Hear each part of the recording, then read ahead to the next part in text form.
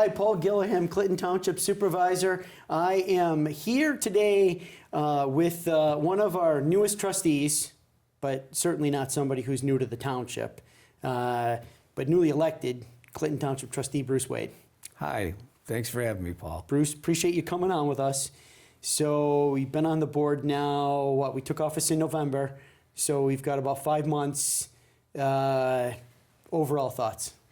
It's a different way of looking at things. In my prior life, I was in the police world, so that's all I worried about. Now, you have your thoughts on the whole township and looking at all the different departments and how they're going to commingle. So it's just looking at things in a much bigger scope. Yep. So, and a whole range of things, right? Whereas you were focused in on police work and law enforcement, now you got to look at everything, the planning, the zoning, the administration, the different departments, the building needs, park needs, all of those things sort of like coming at you.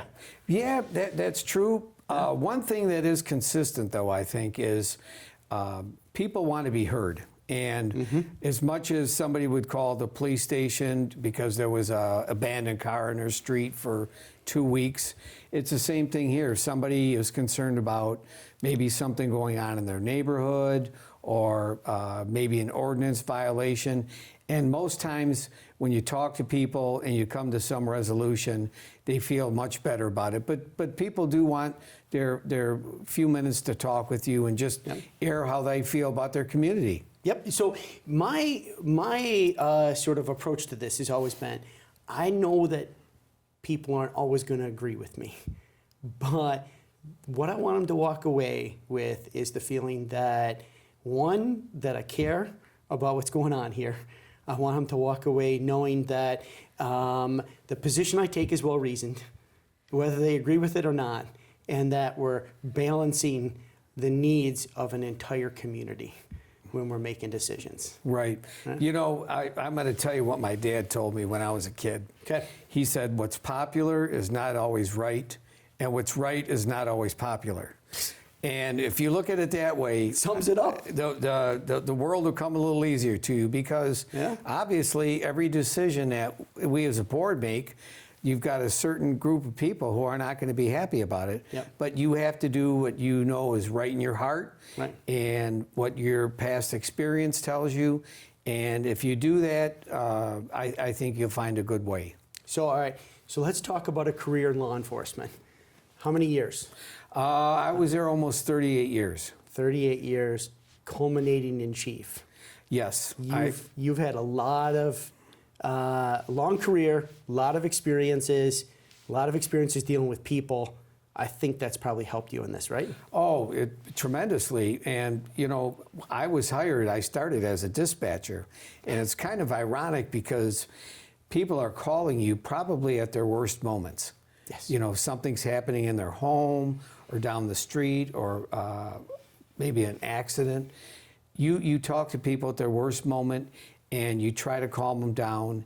But through the years, you're responding to calls. You're in someone's front room having a cup of coffee with them, and they're telling you what's upsetting them about their neighborhood.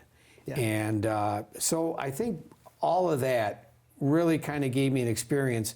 And I think the best thing is I probably have been in more homes and throughout all these neighborhoods from 14 and Harper up to Hall and Hayes than you could imagine. And that really gave me a good background for what we're doing now on the board. And you watched the growth of this community, right?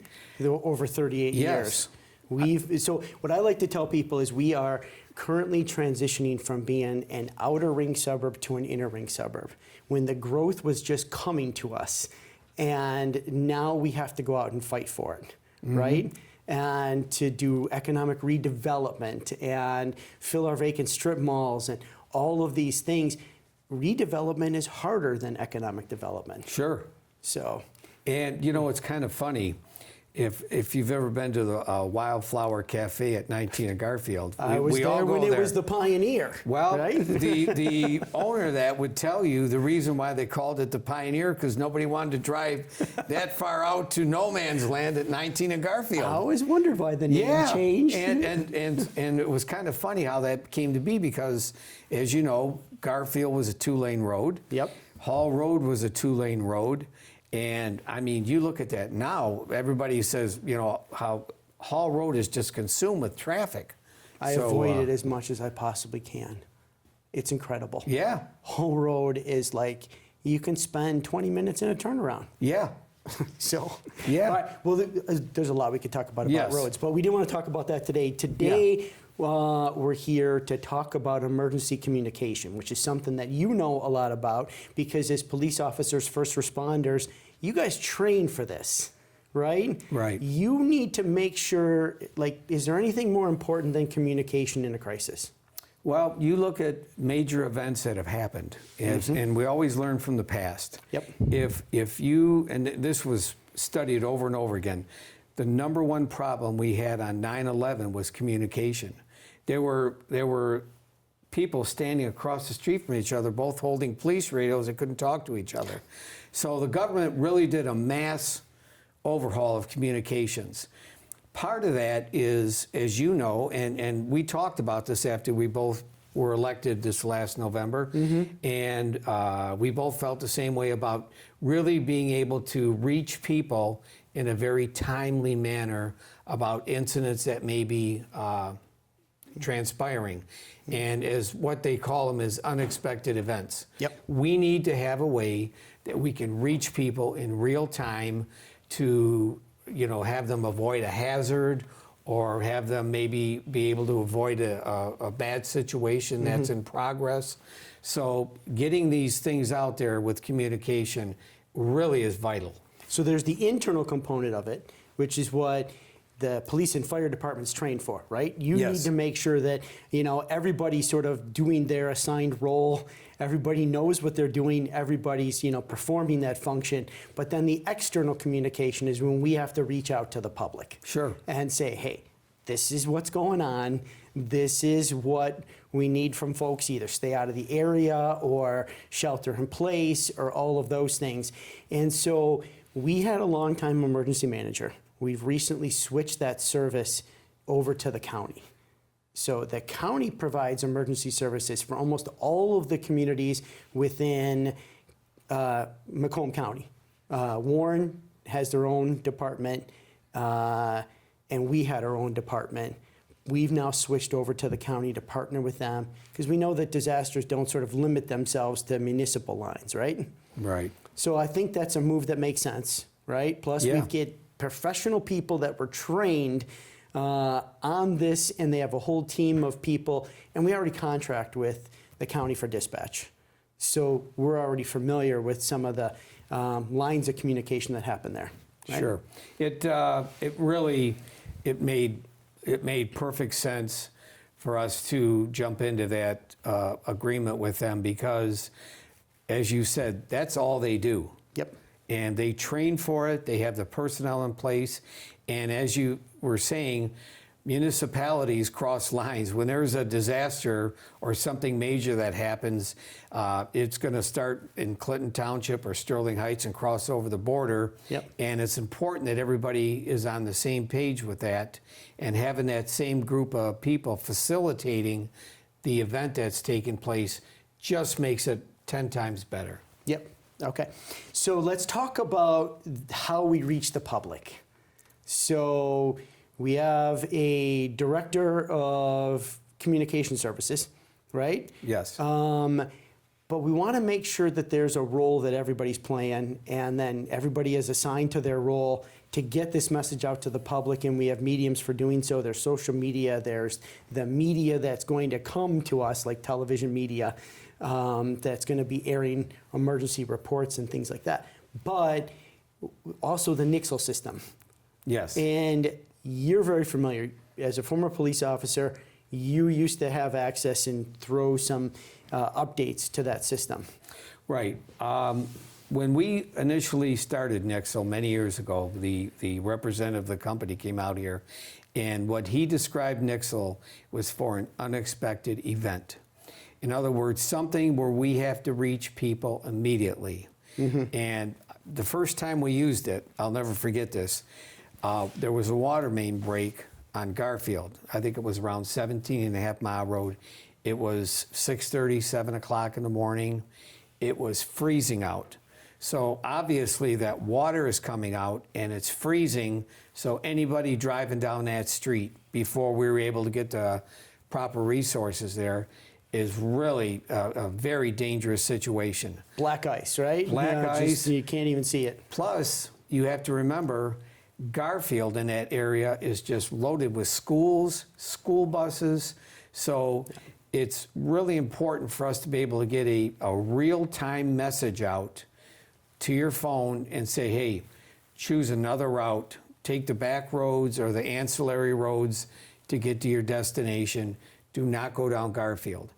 And not only that, but you got to remember, if people aren't aware not to go down Garfield, we have to use more police, fire, and DPW resources to close that area down. If people know not to go there, then that makes the public safety people, their job much more easier because they don't have to deal with the congestion of traffic and all that. So it's a win-win. So Nixle, you sign up, you get, anytime that there's a message that the township is pushing out, it goes immediately to your phone. It goes right to your phone in the form of a text message, and it will give you instructions. You know, there's an accident that has shut down 16 Mile and Groesbeck. I know myself, if I'm driving home, that is the perfect message because I know I'm going somewhere else. I don't want to get locked in that traffic and have gridlock. Yep. So in the perfect world, you might get 1, maybe 2 Nixle messages a week, and it's just to let you know of a situation that is in progress. Right.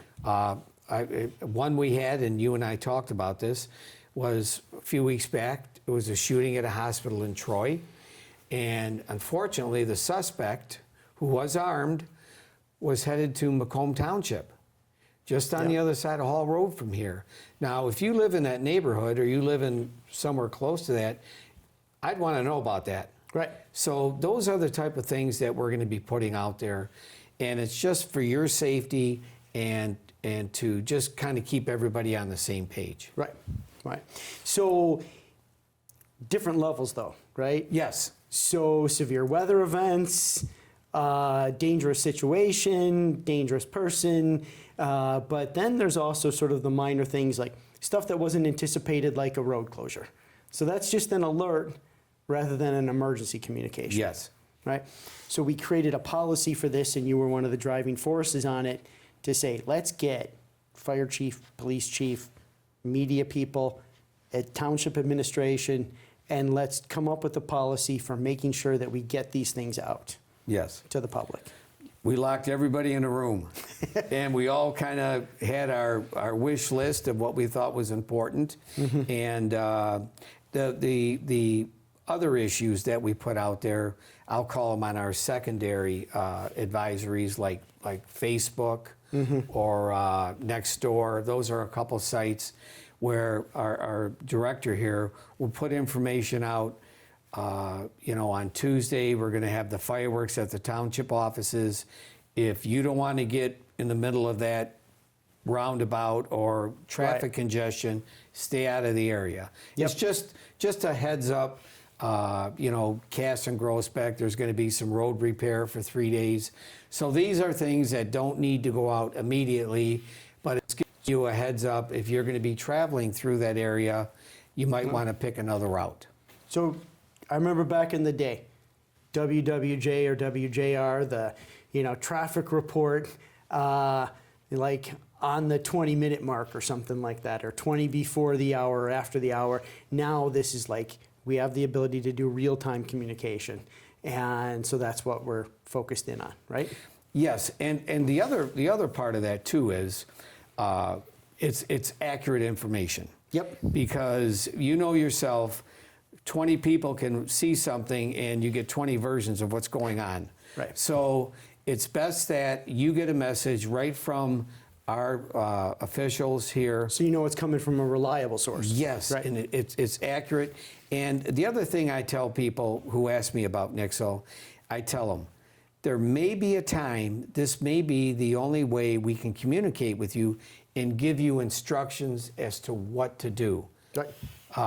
You know, one thing too, like gas leaks, stuff like that, they can be so dangerous, and we want to keep you out of the area. Right. So it's critical that we reach you in real time. Yep. So we encourage people, township residents, sign up for Nixle. There's one. Well, so recently there was severe rains. And so you get all these different alerts. You can silence the notifications if you're getting too many alerts, but that's an automatic that comes from the National Weather Service. So people felt a little bombarded, and they kind of called and said, hey, how come I'm getting all these different alerts on the weather? Well, it was a severe weather event. So silence notifications if you need to, but have it available in case there is something that we really want our folks to pay attention to. Yes, I'll be the first one to say we'll probably have a growing pain or two here Yep, and there. absolutely. But we're savvy enough to be able to clean that up and make the process better going forward. Well, Bruce, I want to thank you for your leadership on this issue, for coming in, saying, hey, in my line of work prior to this is what we had to do.